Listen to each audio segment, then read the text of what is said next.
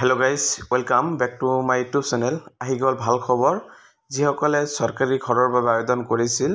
আৰু তেওঁলোকৰ এতিয়া এখন যিখন ভেৰিফাই লিষ্ট হেখন লিষ্টত যিসকলৰ নাম আহিছে তেওঁলোকে সেপ্টেম্বৰ মাহৰ ভিতৰত তেওঁলোকৰ নতুনকৈ সৰকাৰি ঘৰৰ ধনখিনি সোমাই যাব তেওঁলোকৰ নিজৰ বেংকৰ একাউণ্টত যদি আপুনি সৰকাৰি ঘৰৰ বাবে আবেদন কৰিছিল তেন্তে আপোনাৰ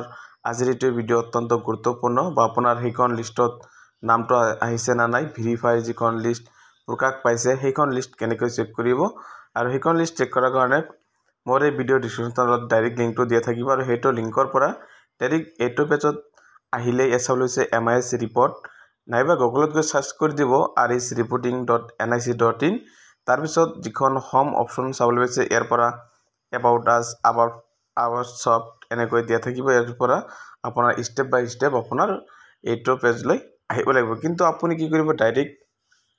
মোৰ এই ভিডিও ডিসক্ৰিপশনত তলত ডাইৰেক্ট লিংকটো দিয়া থাকিব তাৰ পিছত ইয়াত চাবলৈ আছে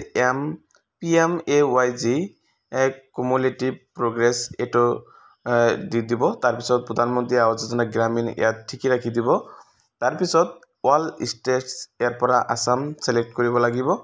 আৰু আসামখন সিলেক্ট কৰি তাৰ পিছত নিজৰ ডিস্ট্ৰিক্টখন সিলেক্ট কৰিব লাগিব বা আপোনাৰ যিখন ডিস্ট্ৰিক্ট হয় সেইখন ডিস্ট্ৰিক্ট সিলেক্ট কৰি দিব আৰু ডিস্ট্ৰিক্টখন সিলেক্ট কৰি দিয়াৰ পিছত নিজৰ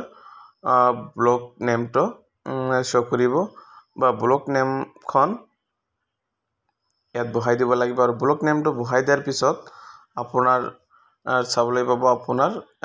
গাঁও পঞ্চায়ত নামখন সিলেক্ট কৰিব তাৰ পিছত আপোনাৰ পঞ্চায়ত যিখন হয় সেইখন সিলেক্ট কৰিব লাগিব আৰু তাৰ পিছত ইয়াত যিখন ক্যাপচা দিয়া থাকিব যেটো আপোনাৰ ক্ষেত্ৰত আহিব সেই ক্যাপচাখন বহাই যেতিয়া সাবমিট অপশনত ক্লিক কৰি দিব তেতিয়া আপোনাৰ যিখন যেটো যিবিলাক মানুহৰ লিষ্টত নাম আহিছে যেটো যিসকলে এতিয়া পইচা পাব তেওঁলোকৰ সম্পূৰ্ণ লিষ্টখন এনেকৈ আহি যাব আৰু ইয়াৰ পিছত ইয়াত যিখন ক্যাপচা দি থাকিব ক্যাপচাখন দা এনসাৰ ইজ তাৰ তলত বহাই দিব বহাই দি সাবমিট অপশনত ক্লিক কৰি দিলে সেই লিষ্টখন চাব পাৰিব কাৰ নাম আহিছে বা আপোনাৰ লিষ্টত নাম আহিছে না যদি আপোনাৰ এটা লিষ্টত নাম আছে তেনেহলে আপুনিও সৰকাৰি ঘৰৰ ধনখিনি আপুনিও লাভ কৰিব বা কিমান টকা লাভ কৰিব সেইখন স্ট্যাটাস কেনেকৈ চেক কৰিব বা স্যাংশন হৈছে না নাই সম্পূৰ্ণ নেক্সট ভিডিওত দেখাই দিয়া হ'ব কেনেকৈ সেইখিনি চেক কৰিব জাস্ট এইটো ভিডিও চাবলৈ পাব তেওঁলোকৰ সেইখন লিষ্টত কেনেকৈ নামবিলাক চেক কৰিব বা সেইখন লিষ্ট কেনেকৈ ডাউনলোড কৰিব সম্পূৰ্ণ প্ৰসেস চাব পাৰিব ইয়াৰ পিছত যেতিয়া ইয়াত ক্যাপচাখন বহাই দিব সাবমিট অপশন ক্লিক কৰিলে ইয়াত চাবলৈ beneficiary registered account frozen and verified report এনেকৈ দিয়া আছে ভেৰিফাইড ৰিপৰ্ট বা ইয়াত ঘৰৰ ৰেজিষ্ট্ৰেশ্যন নম্বৰটো দিয়া আছে বা তাৰ পিছত বেনিফিচিয়াৰী নেম বেংক নেম আৰু ইয়াৰ পিছত চাবলৈ পাব তেওঁৰ ষ্টেটাসখন কেনেকৈ হৈ আছে সেই ষ্টেটাসখন চাব পাৰিব ভেৰিফাই হৈছে না নাই সম্পূৰ্ণ এনেকৈ দিয়া আছে আৰু ইয়াত যিসকলৰ ভেৰিফাই শো কৰিছে তেওঁলোকৰ সৰকাৰি ঘৰৰ যিখন যেটো লিষ্ট সেই লিষ্টত এনেকুৱা যদি ভেৰিফাই শো কৰে তেনেহলে যদি সৰকাৰি আঁচনি এতিয়ালৈকে ধন পোৱা নাই তেনেহলে এক মাহৰ ভিতৰত তেওঁলোকৰ ধনবিলাক লাভ কৰিব আৰু ইয়াত যিখন লিষ্ট চাবলৈ পাইছে এই লিষ্টখনৰ নিজৰ নামটো আছে না হেটো চেক কৰাৰ কাৰণে ইয়াত 3 ডটৰ পৰা ডেস্কটপ সাইটটো মোডটো আগত কৰি ল'ব তাৰ পিছত 3 ডটৰ পৰা ফাইন্ড ইন পেজ বুলি এটা অপশন দিয়া আছে ইয়াৰ পৰা নিজৰ নামটো সাৰ্চ কৰি দিলে তাৰ পিছত তেওঁলোকে চাব পাৰিব যে হসকৈ তেওঁলোকৰ নামটো আছে না নাই এয়া চাব লৈছে যিবিলাক মানুহৰ নাম আহিছে সম্পূৰ্ণ ইয়াত ভেৰিফাই দেছে কিছুমানৰ ইয়াত ভেৰিফাই হোৱা নাই আৰু যিসকলে ভেৰিফাই হৈছে তেওঁলোকে সৰকাৰি আঁচনিৰ তেওঁলোকৰ পইচাখন বেংকৰ একাউণ্টত সৰকাৰি ঘৰৰ পইচাখন সোমাই যাব আৰু তাৰ পিছত ফাইন্ড ইন পেজৰ পৰা নিজৰ নামটো সাৰ্চ কৰি দিব যদি নামটো শো কৰে তেনেহলে সৰকাৰি ঘৰৰ পইচাটো আৰু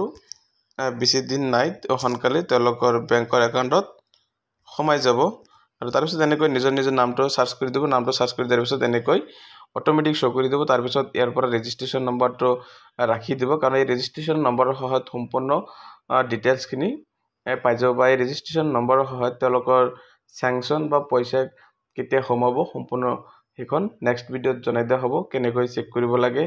আৰু এইখিনি আছিল যিসকল মানুহে সৰকাৰি ঘৰৰ বা আবেদন কৰিছিল বা তেওঁলোকৰ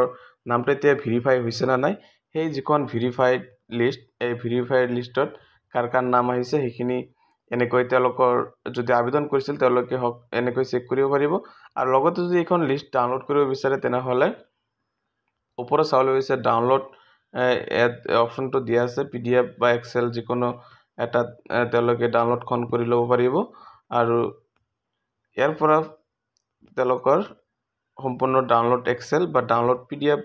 যিকোনো এটা অপশ্যনত ক্লিক কৰি তেওঁলোকে এই লিষ্টখন ডাউনলোড কৰিব পাৰিব। আৰু এই লিষ্টখনৰ পৰা পিছত তেওঁলোকৰ নিজৰ নামটো চাব পাৰিব।